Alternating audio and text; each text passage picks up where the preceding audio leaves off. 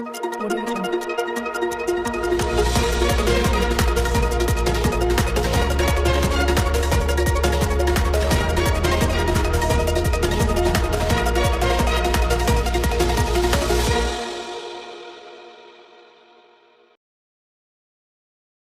Alaikum warahmatullahi wabarakatuh.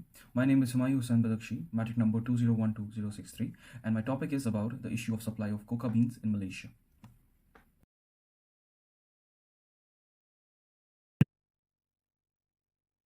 According to the Malaysian Coca Board, Malaysia's coca production of 100,000 tons per year is inefficient to fulfill the coca industry's demand of 350,000 tons per year, resulting in the country's importing the commodity to fulfill the domestic demand.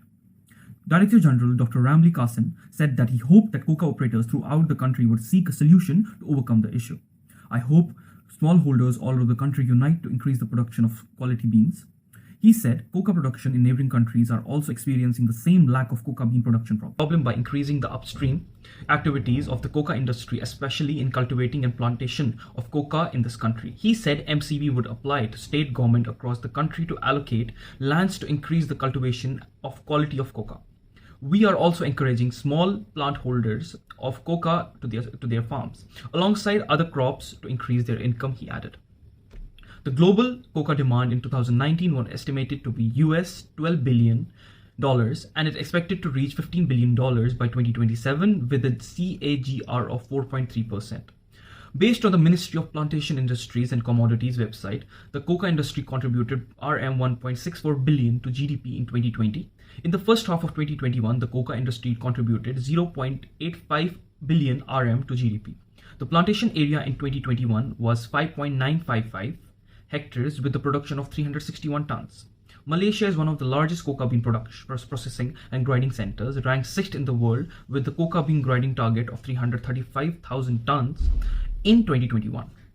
So, now in correlation with the news, can you guess what theory is being used? It's the theory of supply and demand. Before I start to explain in depth into the concept, I will briefly explain the content of this video. This video will talk about the concept of supply and demand, mainly how it affects the people and the demand and supply curve, and we as a Khalifa, how should we react to the situation, and what is meant by the demand of theory, the theory of demand and theory of supply. What is demand theory? Demand theory is a principle that emphasizes the relationship between consumer demand and the price of goods and services within a market. It can also be illustrated as the demand curve, which is downward sloping in a horizontal manner, as the price of the goods decreases as quantity increases, and vice versa, where the price of the good increases as the quantity decreases. Ultimately, when applying the supply curve together, the equilibrium price shifts accordingly. Essentially, demand theory highlights the consumer's perspective, whilst supply theory focuses on the business point of view. Understanding demand theory. Demand is the quantity of good or service the customer is willing to purchase at a specific price during a time period. The demand for a good at a certain price generally reflects the consumer's willingness to pay and expectation for consuming the product.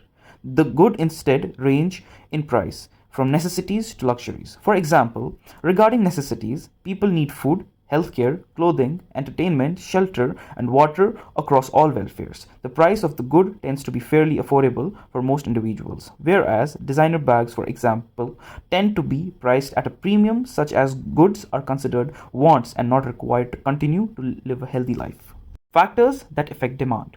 Various factors affect demand, including customer preferences, taste, choices, income, related goods. As various factors may affect demand, business needs to evaluate demand as it is one of the most integral decision-making drivers that must be considered to grow the business and to continue to stay competitive within the market. Defining the market system. Supply and demand determine the price within the market. When supply is equivalent to demand, price is in the state of equilibrium. However, when demand is higher than price reflects to rise, scarce in quantity. On the other hand, when supply is higher than demand, the price falls due to surplus in goods. Law of demand. The law of demand illustrates the inverse relationship between price and demand for a good or service within the market. As a commodity increase in price, the demand decreases. However, if a commodity decreases its price, the demand increases, assuming all the factors remain constant. At times, consumer may purchase goods or services beyond factors in price. It is also known as a change in demand. A change in demand is a shift in the curve from right to left or left to right, based on the factors mentioned above. For example, if an individual has more disposable income, they may be willing to spend more goods within the market, regardless of whether the price lowers. In such a case, the demand curve would shift to the right. Law of supply. To know law of supply, we should know what is supply previously. Supply is the quantity of goods and services that producers are willing to and able to provide at a given price at a given time. Law of supply is a microeconomic law explaining the characteristics of supply, stating that all the other factors being equal, as the price of a good or service increases, the quantity of goods and services that suppliers offer will increase, and vice versa. The law of supply says that as the price of an item goes up, suppliers will attempt to maximize their profits by increasing the number of items for sale. This is because as the price goes higher, producers will be more willing to provide more of their goods and services. Every business exists to make profit, and price increasing gives signal to producers to increase their price to make more profit. Therefore, higher price is inducing producers to make more. Law of supply can be depicted with graphs as well.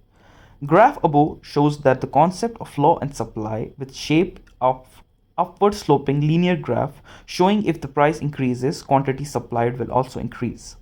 There are two types of moments of supply curve. First is the moment along the supply curve, and the second is the shift of the supply curve. To explain the moment along the supply curve, simply it happens due to the price relative reasons. This happens solely because of increase in price. The graph is showing when the price is increasing as well as the price increases. This will initiates the firm producing goods or services to produce more for greater profits. Initially, the price was at 80 and the firm was supplying 60 units. The characteristics of supply can be expressed in mathematical formula in linear equation. Shape of rightwards and upwards, it will look like Q of x of supply is equal to f of p, where Q of x is equal to quantity supply of a commodity or good by the producers, and p of x is the price of the commodity of the good.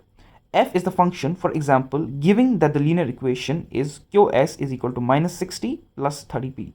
If the price is 0, the quantity supplied will be negative number, which indicates no suppliers will be willing or nor be able to produce such products at the price of 0. At the price 2, the quantity supplied will be 0, which means producers will be willing and able to produce at a price higher than p is equal to 2. By combining the formula explaining the law of supply with another microeconomics concept called law of demand, we can induce the equilibrium price of certain market by using simultaneous equations. For example, the equation of supply is Qs is equal to minus 60 plus 30p, and the equation of the demand is Qd is equal to 80 minus 20p. Both the equation shows that the economy is in equilibrium. So, what will I do as Khalifa? For the low supply of coca beans, as a Khalifa, I will use my own space to grow coca beans so that I can feed myself and not depend on government to import coca beans. This way, I will encourage other people to grow coca at their own homes so that the supply is equal to demand. As a Khalifa, I will try to get more investors into the coca bean business so that the supply and demand are in equilibrium, and the people don't have to worry about the problem again. As a Khalifa, I will try to think about the people and try to get them into business of coca beans. So, to conclude, at last I want to say it's important for an economy to be in equilibrium so that the demand and supply are equal and we have all the necessary things for people to cherish and to enjoy all the available resources. As in the case of coca beans, Malaysia cannot produce as much as coca beans needed by the country, so they import the coca beans from the other countries so that the economy is in equilibrium in this particular case. Thank you.